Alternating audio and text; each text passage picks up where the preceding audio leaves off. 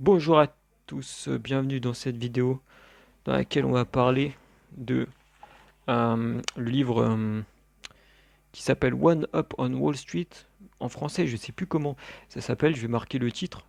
En fait, on parle de Peter Lynch, qui est un ancien investisseur en fait. Et ce qui est pas mal dans ce livre en fait, c'est qu'il explique que une personne normale en fait, elle peut trouver des actions à fort potentiel avant Wall Street. Donc Wall Street, c'est les fonds qui ont beaucoup d'argent en fait.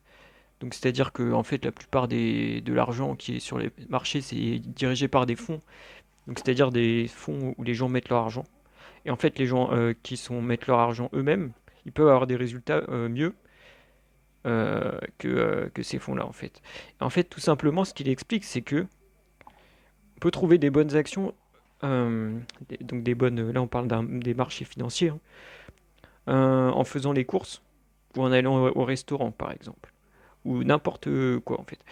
En fait, c'est-à-dire dans notre vie de tous les jours, on va consommer des produits et il y a certains produits qu'on va trouver bien.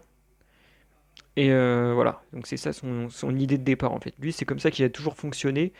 On va détailler un peu. Donc moi, par exemple, je vais prendre l'exemple de moi. Par exemple, moi, mon jeu préféré, moi je joue aux jeux vidéo et mon jeu préféré j'aimais bien Red Dead Redemption en fait. Qui était sorti, c'était un putain, c'était, attendez, je vais rester poli. C'est un jeu, voilà, que j'ai vraiment adoré, quoi. Et en fait, Red Dead Redemption 1, qui est sorti euh, en, en 2010, il est sorti en 2010. Et donc à l'époque, moi, je m'intéressais pas à la bourse et tout. Donc j'ai pas acheté d'actions Take-Two.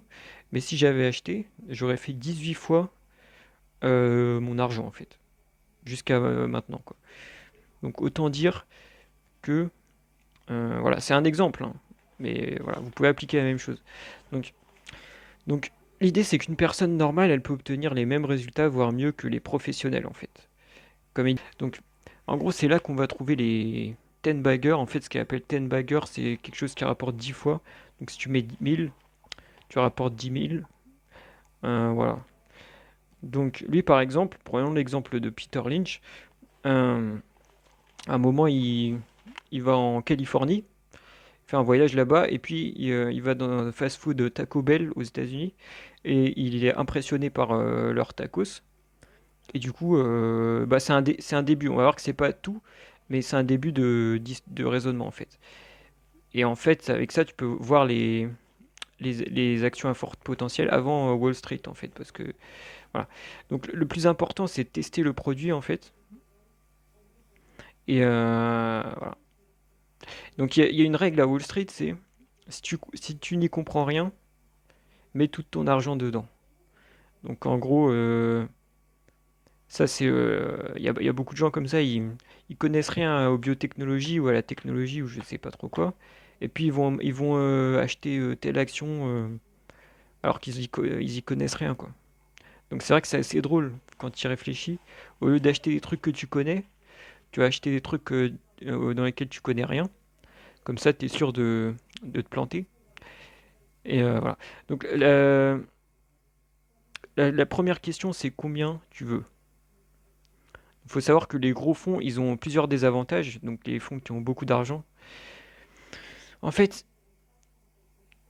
les gens qui travaillent dans ces fonds, ils risquent de perdre leur travail s'ils font des mauvais résultats. Donc ils ont plus de peur en fait que toi. Parce que toi, si tu fais un mauvais résultat, entre guillemets, tu vas perdre juste ton argent, quoi. Et si tu mets de l'argent que tu peux te permettre de perdre, ça va. Mais eux, ils perdent leur boulot, quoi. Donc c'est un peu chaud pour eux. Il y a aussi, donc, par exemple, il y a aussi un proverbe à Wall Street qui dit, tu vas jamais perdre ton job en perdant l'argent de ton client sur IBM. IBM, c'est une grosse boîte bien solide. Voilà. Si elle s'effondre, ce sera pas de ta faute parce que personne l'aura prévu. Et si elle performe, bah, tu pourras dire que c'est grâce à toi, quoi. Donc c'est ça un peu l'idée de ces gens-là. Donc après, ils ont aussi des règles spéciales. Par exemple, ils peuvent pas acheter plus de 5% euh, des, euh, des entreprises en fait de certaines entreprises, ils doivent déclarer. Et aussi, plus ils ont d'argent, plus leurs options sont limitées, en fait, parce que quand ils achètent par exemple, prenons l'exemple de Warren Buffett qui gère des milliards, s'il achète du jour au lendemain, il peut pas acheter déjà 1 milliard de dollars d'actions parce que sinon le prix il va exploser et ce sera moins rentable pour lui en fait. Donc leurs options sont limitées en fait. Moins t'as d'argent, enfin ouais, plus t'as d'argent, plus tes options sont limitées paradoxalement.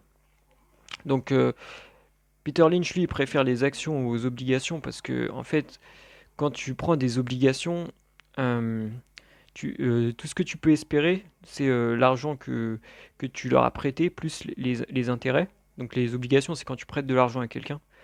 Par contre, les actions, tu es un vrai partenaire dans l'entreprise, en fait. Donc après, l'idée aussi, c'est que les actions, c'est aussi plus risqué.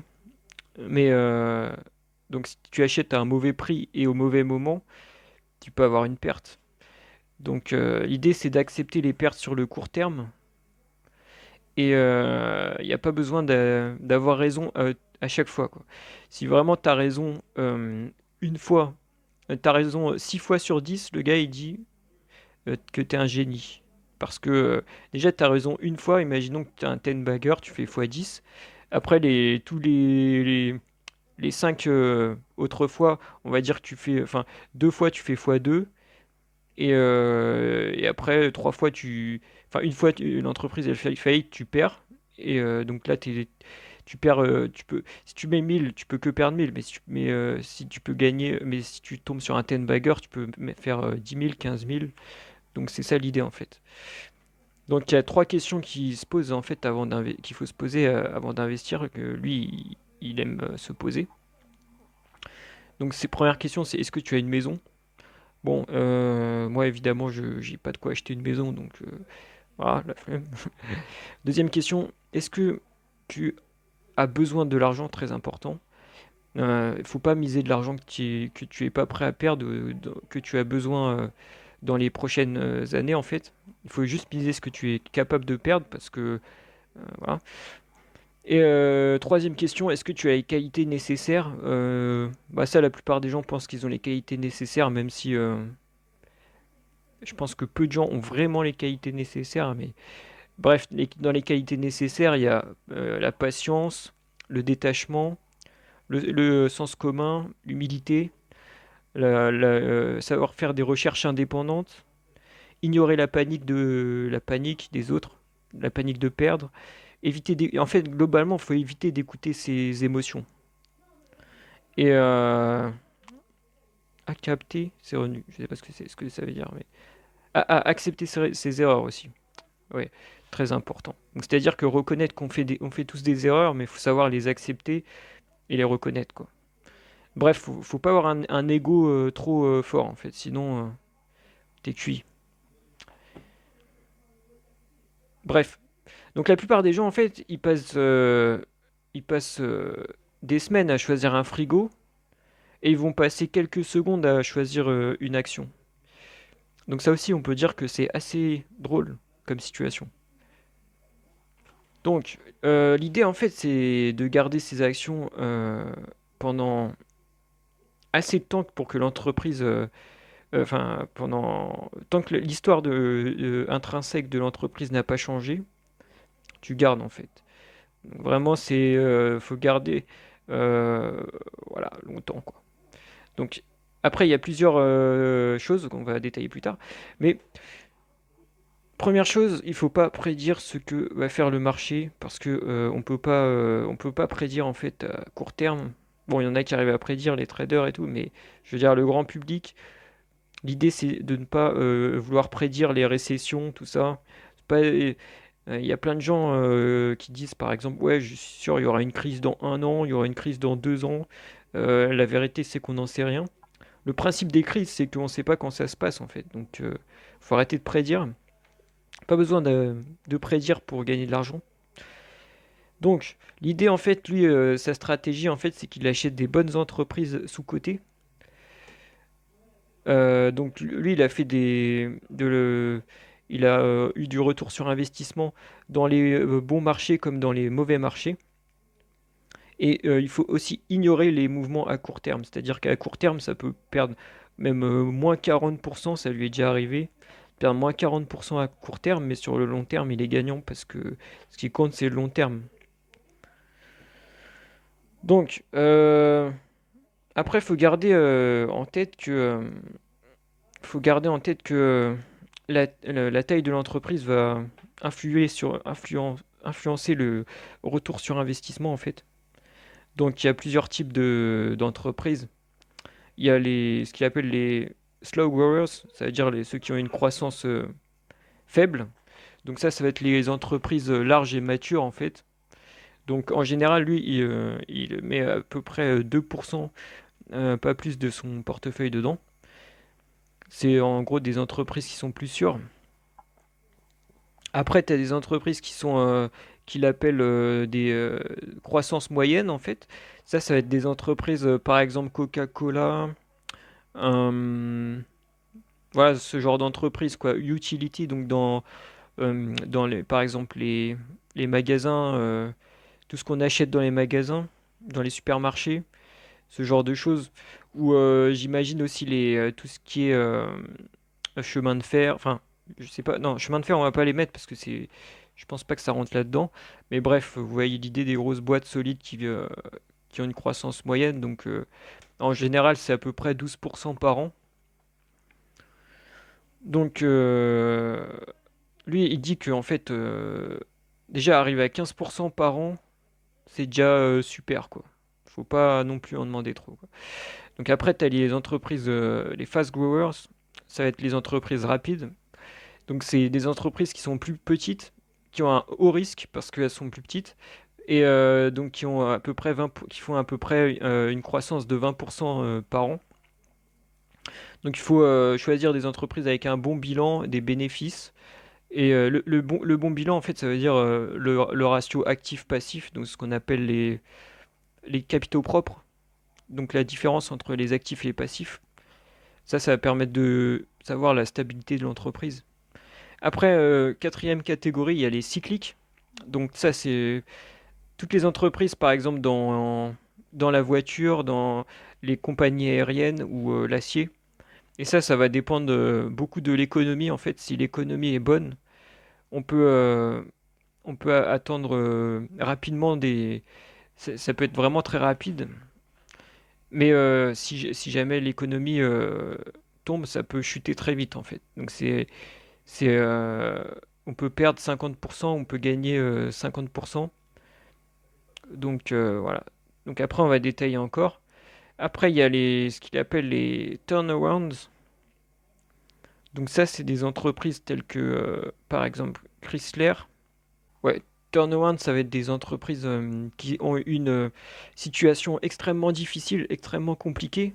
Donc il prend l'exemple de Chrysler et qui sont en train de faire des choses qui vont potentiellement augmenter les bénéfices. Par exemple, s'ils ont des choses qui leur apportent pas d'argent en fait, ils vont tout simplement revendre ces business et, euh, et, euh, et investir dans ce qui leur apporte en fait, tout simplement. C'est des entreprises qui ont pris cher quoi en gros et qui vont se rattraper parce qu'elles ont un changement de politique. Voilà.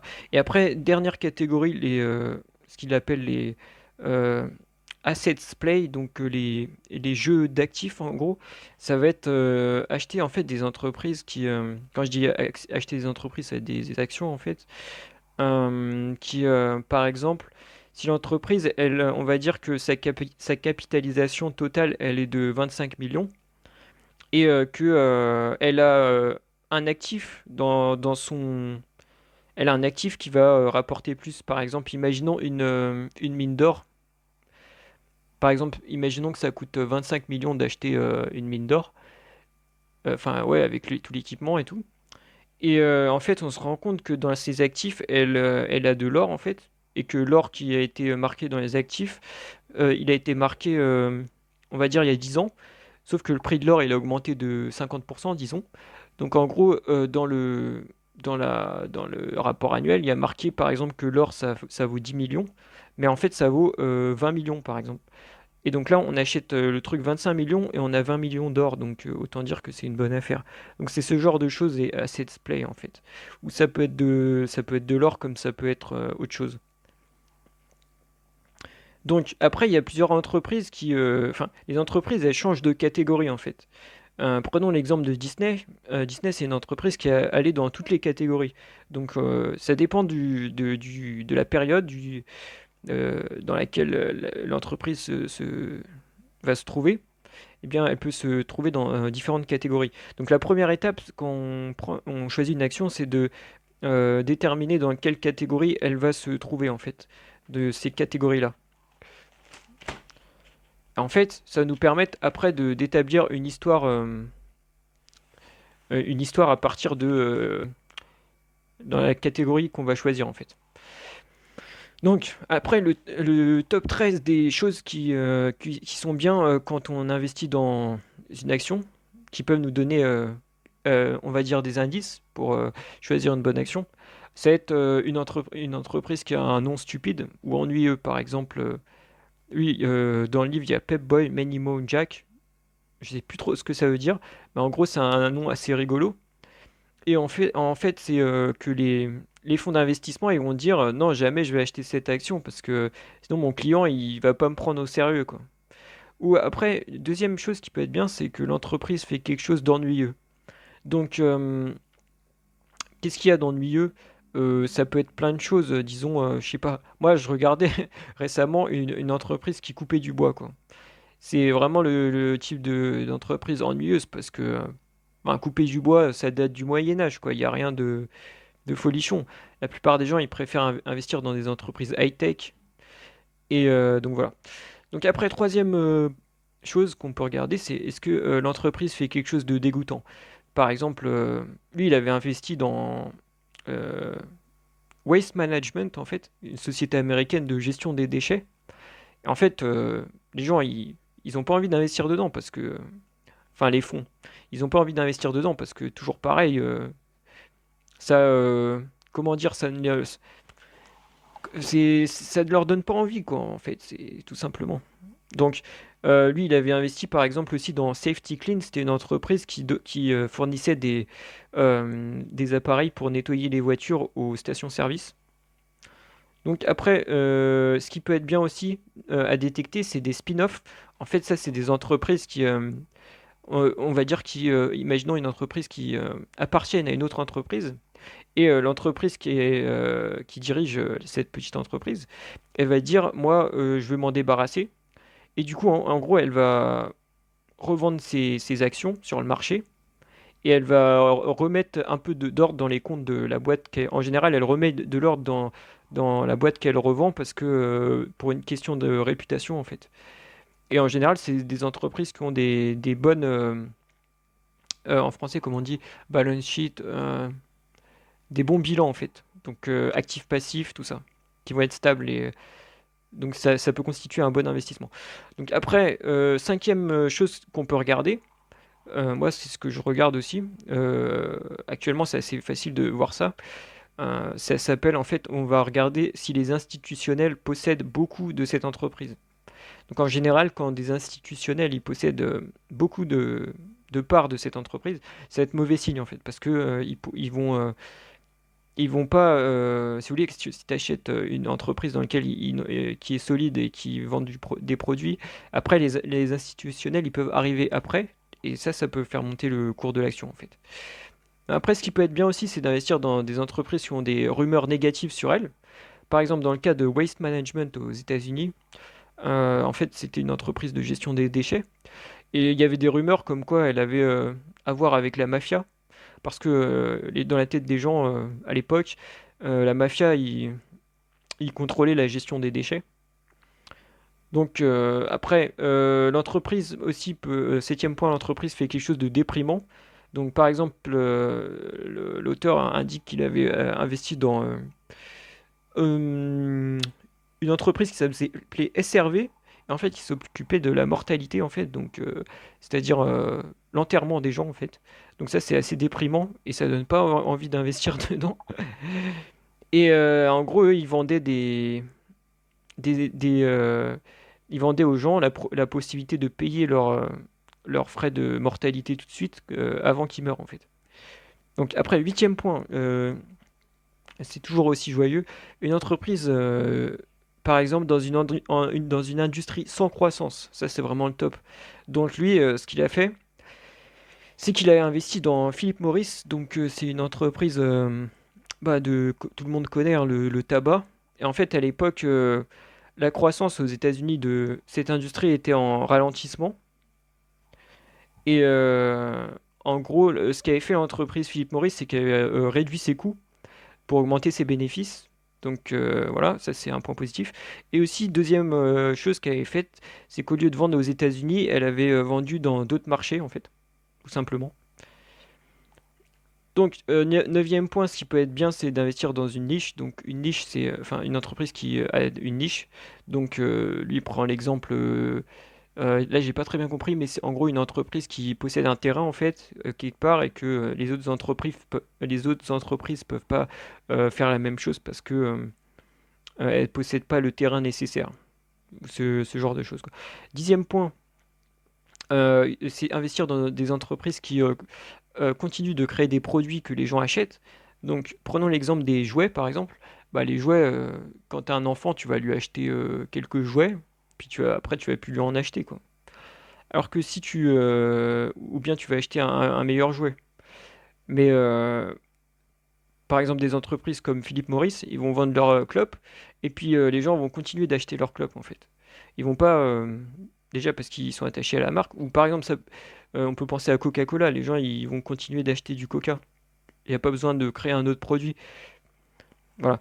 Onzième point, c'est d'investir dans des entreprises qui utilisent la technologie, mais qui ne l'inventent pas. Donc lui, il avait investi dans une boîte en fait qui s'occupait en fait, c'est-à-dire qu'avant il y avait des chèques et les gens ils prenaient leurs chèques et puis en fait l'entreprise elle s'occupait de traiter ces chèques pour que les gens reçoivent leur argent en fait. Donc c'était une entreprise qui utilisait la technologie, mais qui n'inventait pas la technologie, parce qu'en fait, il utilisait des ordinateurs et tout ça. Et après, tu as le prix des ordinateurs qui a baissé, du coup, tu as ses profits qui ont augmenté. Et voilà. Donc douzième point qu'on peut regarder, c'est est-ce que les insiders, ils achètent l'action. Donc les insiders, ça va être les employés, les CEO, tout ça. Donc si, en général, c'est bon signe quand les insiders achètent l'action, ça veut dire qu'ils pensent qu'ils ont confiance dans l'entreprise dans laquelle ils travaillent. Treizième point, l'entreprise rachète ses actions. Ça, c'est vraiment un truc que Warren Buffett, il adore. Parce qu'en fait, quand l'entreprise, elle va racheter ses actions, le bénéfice par action va augmenter. Parce que si elle détruit, en fait, elle va racheter des actions, elle va les détruire. Du coup, il y aura moins d'actions. Du coup, le bénéfice par action va augmenter. En gros, c'est un peu comme si demain, je sais pas, tu as une action d'une entreprise. Et ben l'entreprise elle va réduire 50% les actions. Du coup, c'est comme si au lieu d'en avoir une, t'en avais deux quoi. Donc ça augmente le prix de l'action parce que ça augmente les bénéfices par action. Alors, maintenant les trucs à éviter quand on achète des actions. Donc typiquement, lui, ce qu'il conseille d'éviter, c'est vraiment les actions chaudes dans des industries chaudes.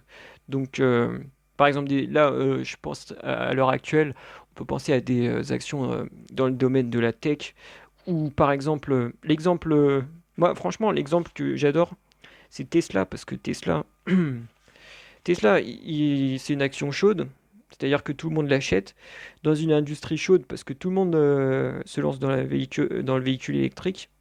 Donc pour moi, c'est vraiment l'exemple, le meilleur exemple quoi, qu'on peut trouver. Donc après, deuxième chose à éviter, c'est les prochains quelque chose. Par exemple, le prochain Disney, le prochain McDo, le prochain, etc. Ça, faut vraiment éviter parce qu'en général, ce que ça veut dire quand tu dis le prochain quelque chose, ça veut dire que c'est pas le prochain parce que il n'y a pas de prochain en fait. Soit tu es différent, mais tu peux pas être le prochain quelque chose parce que tu vas toujours faire moins bien.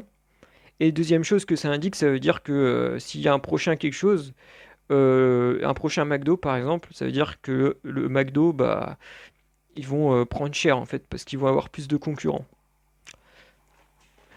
Troisième point à éviter, c'est des entreprises en fait qui, au lieu de racheter leurs actions, comme j'ai dit plus haut, elles vont racheter des trucs qui ont rien à voir avec les domaines dans lesquels elles travaillent. Par exemple, une entreprise, je sais pas, de voiture, elle va racheter une entreprise de chaussures, quoi.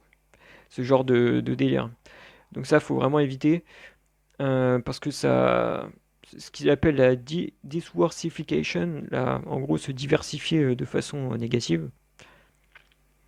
Ensuite, quatrième chose à éviter, c'est des entreprises qui ont en fait des entreprises qui ont un nombre de clients très limité. Donc il va y avoir des entreprises, je sais pas, tu as des entreprises comme, je sais pas, disons Amazon, ils vont avoir plein de clients, tous les utilisateurs de Amazon. Mais tu as d'autres entreprises comme, par exemple, des entreprises qui travaillent dans l'industrie militaire. Je sais pas, prenons l'exemple de Dassault. Ils vont vendre leurs avions à la France. Bon, Dassault, ils vendent leurs avions un peu partout, mais je pense que leur principal client, c'est la France. Donc si du jour au lendemain, je sais pas, la France, elle dit, moi, je veux plus acheter d'avions comme ça, parce que, je sais pas, ça coûte trop cher, ou peu importe, bah, ils vont perdre leur client principal, donc ils vont perdre beaucoup de bénéfices potentiels, en fait. Donc voilà, ce qu'il faut garder à l'esprit quand on achète une action, c'est que c'est pas un ticket de loterie en fait. C'est vraiment quand on achète, c'est vraiment pour les bénéfices futurs en fait, pour les actifs. Donc c'est ça, c'est les bénéfices qui vont déterminer la valeur d'une action. Donc pour ça, il y a quelque chose qu'on peut regarder qui est assez intéressant, qui est assez simple. J'aime bien parce que c'est simple, j'aime bien les choses simples. C'est ce qu'on appelle le PE ratio, donc le rapport prix par rapport aux bénéfices. Donc en gros, un PI trop élevé, ou en français, ça va être un PER, je crois. Price Earning Ratio. Non, bah, c'est en anglais aussi. Je sais plus comment on dit en français, mais bref. Vous regardez sur Google, et normalement, il y a PE ratio. C'est le bénéfice par action, donc en français, c'est BPA en fait. Donc en gros, faut éviter, lui, ce qu'il conseille, c'est d'éviter les bénéfices par action trop élevés, parce que, voilà. Donc ce qu'on veut savoir, c'est quels seront les bénéfices futurs en fait. Donc après, il y a une technique qu'il utilise pour ça, en fait. C'est qu'il va regarder en fait, il va regarder la croissance de l'entreprise. Donc la croissance, on peut regarder la croissance des free cash flow ou la croissance des bénéfices. Non, le mieux c'est enfin, ce qui peut être bien, c'est de regarder la croissance du bénéfice par action. Et en fait, si tu vois que la croissance, elle est inférieure au PI ratio, donc par exemple, le PI il est à 15 et enfin, je veux dire supérieur. Donc par exemple, si le PI il est à 15 et que la croissance elle est à 30 plutôt, ça c'est bon signe parce que voilà. Donc en gros, quand tu as une croissance qui est qui vaut deux fois le PI ratio, ça c'est bon signe. Par contre, quand tu as une croissance qui, par exemple, moi je prends l'exemple de Microsoft en ce moment quand j'ai regardé, ils ont un PI ratio à 35 et leur croissance est stable et à peu près de 20% par an.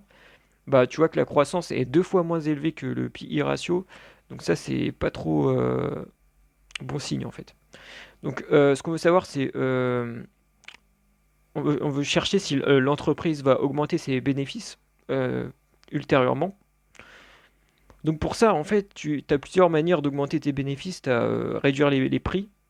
Donc ça, c'est pour ça qu'il faut bien chercher ce que fait l'entreprise et établir un peu une histoire là-dessus. C'est l'entreprise, est-ce qu'elle va réduire ses prix? Ou ce qu'elle peut faire aussi, c'est augmenter ses prix, enfin réduire ses coûts, augmenter ses prix.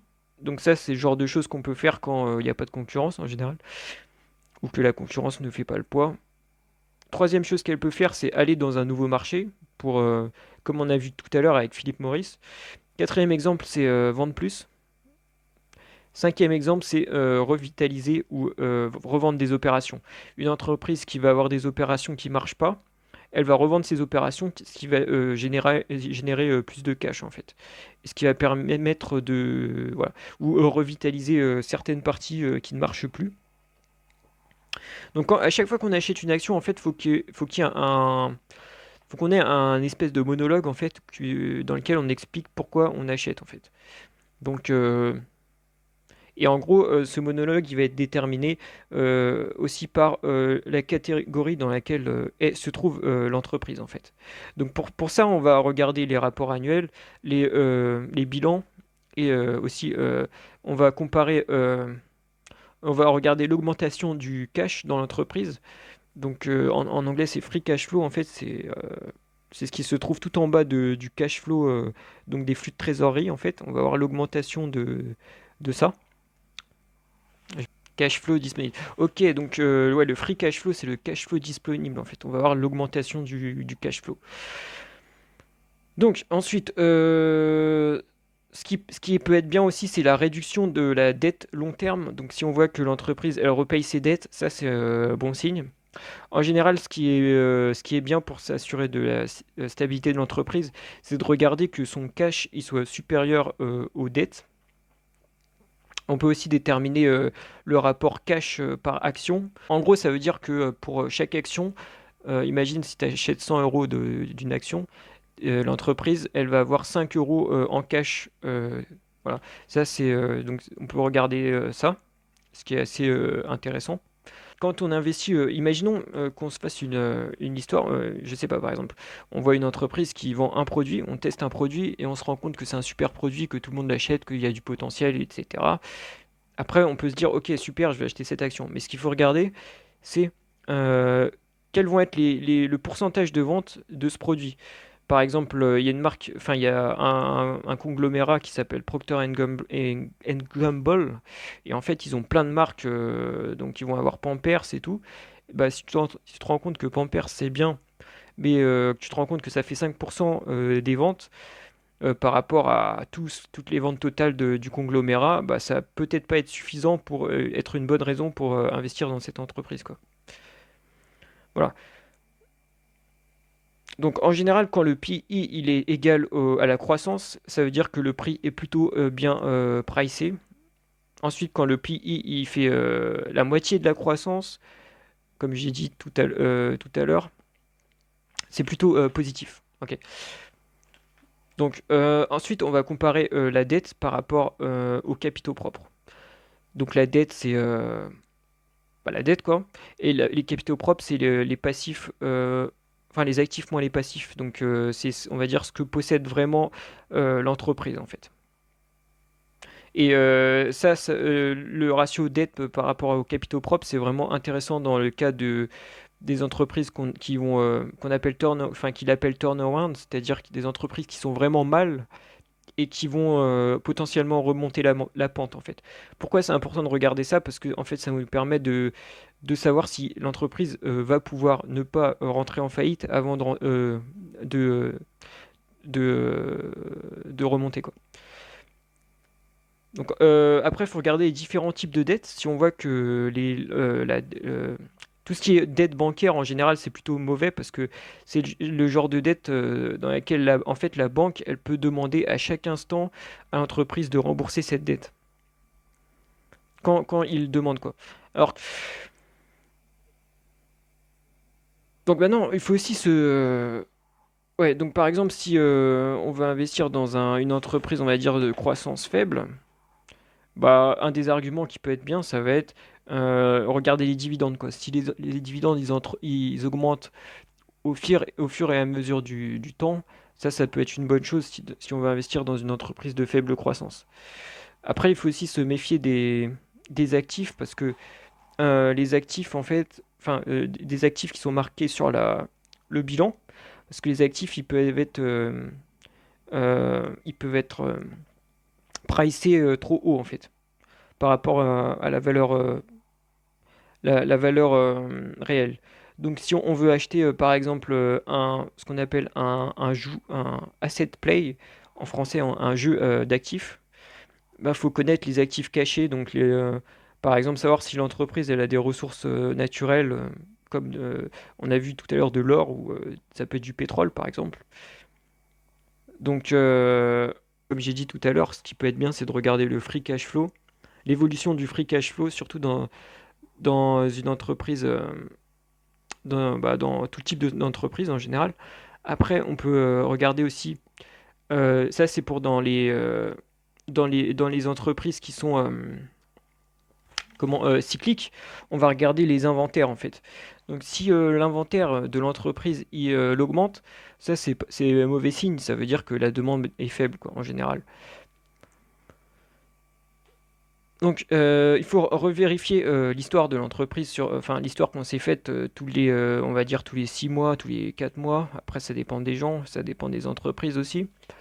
Pour vérifier que l'entreprise, l'avenir est toujours radieux, mais tant que l'avenir est radieux, bien, il n'y a pas de raison de revendre, quoi. Donc après, pour les entreprises en croissance, forte croissance, il y a différentes phases. Il faut bien garder ça en tête. Donc la phase numéro un, ça va être une phase rapide, et c'est la phase la plus risquée. La phase numéro 2, ça va être la phase où l'entreprise est stable. Et c'est la phase où de croissance plus faible, mais où ça va être plus sécurisé en fait. Donc quand on prend quand on prend l'exemple de Amazon, par exemple, au début, ils gagnaient pas de bénéfices. Donc on peut dire que c'était la phase risquée en forte croissance. Et au bout d'un moment, ils ont dégagé des bénéfices et leur croissance a peu à peu diminué, même si elle a toujours été explosive, parce que c'est une entreprise de croissance, mais elle était moindre, quoi. Donc potentiellement, ça peut être moins risqué d'investir dans la phase 2 en fait. Et après, la phase 3 c'est la phase où l'entreprise, elle rencontre des limitations, en fait parce que au bout d'un moment, on arrive à saturation du marché, et l'entreprise elle arrive à des limitations en fait, et c'est la phase où des nouvelles méthodes vont être nécessaires pour augmenter la croissance en fait. Ou ça peut être aussi la phase où il y a trop de concurrents, du coup les bénéfices diminuent, et il faut mettre en place des nouvelles méthodes. Donc il faut bien garder ça euh, en tête quand on investit dans une entreprise de croissance. Ce qui peut être bien de faire en fait, ça va être de regarder en fait le PI ratio et de le comparer avec les autres entreprises de l'industrie. Quatrième point, ça peut être que les bénéfices sont consistants,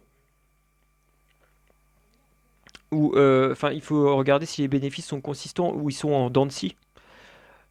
Et après, on peut regarder aussi le ratio dette par rapport aux capitaux propres, la position en cash de l'entreprise pour savoir s'assurer de la stabilité en fait. Le septième point pour les entreprises de croissance faible, ça va être l'augmentation des dividendes sur le long terme. Après, pour les entreprises de croissance moyenne, ce qui peut être bien, c'est de regarder le PI sur le long terme. Donc là, et par rapport à la croissance aussi. Pour les entreprises cycliques, ça va être l'inventaire, comme on l'a dit. Pour les entreprises de croissance rapide, il faut vérifier que le produit qu'on aime bien, il constitue une partie importante des bénéfices de l'entreprise.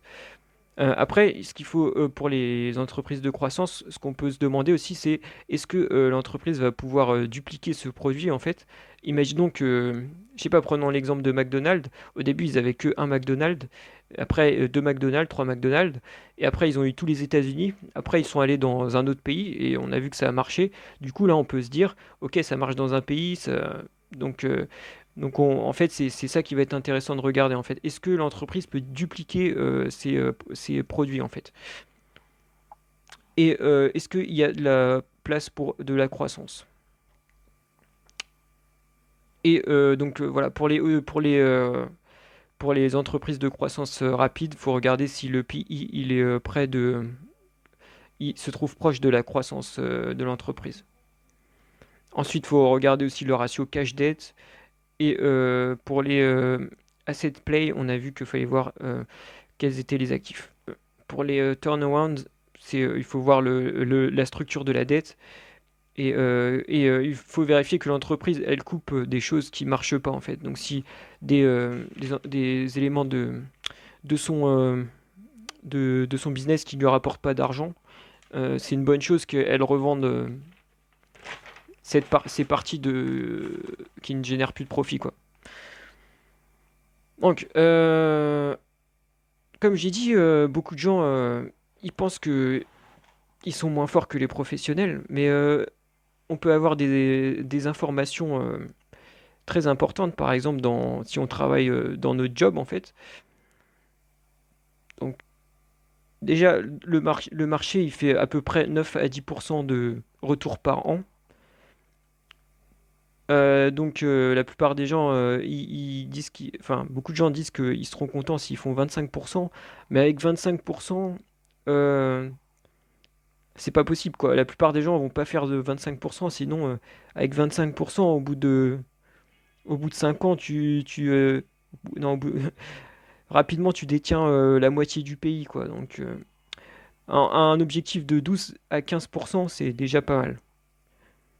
Donc, très important, il faut pas être très actif, il faut être le moins actif possible, en fait. Plus tu es actif, sur les marchés, plus tu vas payer de frais à ton broker, et c'est lui qui va s'acheter un yacht, en fait, avec ton argent. Donc, en gros, en résumé, ce qu'il conseille, c'est avoir un avantage, donc ce qu'il appelle un edge, donc c'est un avantage par rapport aux autres investisseurs. Et deuxième chose, ça va être faire des recherches sur ce qu'on veut acheter. Donc tout ce qu'on a dit auparavant, voir la situation financière, les chiffres, et se faire une sorte d'histoire avec l'entreprise. Donc lui, ce qu'il recommande, c'est d'acheter de 3 à 10 actions pour avoir une flexibilité. Et il faut garder à l'esprit qu'en général, les entreprises de faible croissance, elles vont avoir un risque faible et des gains faibles. Mais elles vont être généralement pricées à un bon prix. Après, les entreprises de croissance moyenne, elles vont avoir un risque faible et des gains moyens. Donc ça va être exemple Coca-Cola. Les entreprises, les assets plays, elles vont avoir donc jouer avec l'actif des entreprises. Elles vont avoir un risque faible, des gains élevés, mais il faut être sûr de la valeur des actifs. Après, les entreprises cycliques, elles vont avoir un risque faible et des gains élevés ou des gains faibles, selon, en fait, selon le, l'endroit enfin, la situation économique du pays. Après, les entreprises de croissance rapide, elles vont avoir un risque élevé et des gains élevés. Les entreprises et les turnarounds, donc c'est les entreprises qui sont mal en point et qui vont remonter, elles vont avoir un risque élevé et des gains élevés aussi. Donc l'idée, en fait, lui, ce qu'il fait, c'est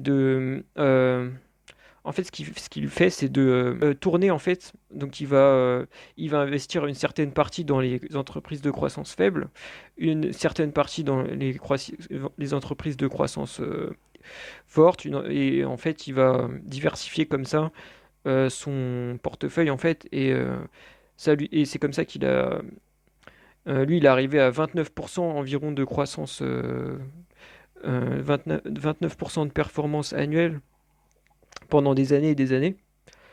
Donc en gros, tant que l'entreprise, elle gagne des bénéfices, eh bien, on garde, quoi. Tant que l'histoire est bonne, on garde. Ensuite, quand faut-il acheter Il y a plusieurs techniques qu'il a utilisées, lui. Donc, en fin de l'année, en général, les gros fonds d'investissement, donc vers décembre, ils vont tendance à vendre pour payer les taxes. Et les institutionnels, ils vont se débarrasser de leurs perdants en fin d'année. Et donc après, le meilleur moyen pour acheter aussi, c'est pendant les grosses crises, quand les gens ont peur. Plus les gens ont peur, mieux c'est, en fait. Donc maintenant, les 11 choses les plus stupides que les gens peuvent dire à propos de l'investissement dans les actions. Alors, première chose, si ça a chuté autant, ça peut pas aller plus loin. Alors, il faut savoir que bah, ça peut toujours aller plus loin, ça peut toujours chuter, ça peut toujours faire faillite. Je vois les... Donc voilà, c'est un peu... Deuxième chose, on peut toujours dire que quand l'action a touché le sol. Ça, faut faire très attention parce que on peut... rarement dire en fait quand l'action a touché le sol. Plus ça baisse, ça peut toujours baisser plus en fait. Et le danger quand on joue à ça en fait, c'est que ce qu'on appelle attraper un couteau qui tombe en fait. C'est-à-dire que quand le couteau il tombe, vaut mieux attendre qu'il touche le sol longtemps plutôt que d'essayer de le rattraper rapidement quand il touche le sol quoi. Troisième chose stupide, si c'est aller aussi haut, ça peut plus aller plus haut. Toujours pareil, une entreprise solide, elle peut toujours aller plus haut. Regardez par exemple les entreprises, je sais pas, on regarde les GAFAM par exemple, ils ont explosé et ils ont toujours explosé quoi. Donc c'est pas parce que ça c'est très cher que ça peut pas encore être plus cher quoi. Tant que les bénéfices ils augmentent, ça peut augmenter. Quatrième chose stupide, c'est juste 3 dollars, qu'est-ce que j'ai à perdre? En fait, ça change rien que l'entreprise elle coûte, enfin que l'action elle coûte 3 dollars ou que ça coûte 1000 dollars. Dans les deux cas, tu vas perdre tout ton argent si l'action elle s'effondre. Si l'entreprise elle fait faillite. Sauf si c'est un asset play, si vous avez suivi, ça c'est autre chose.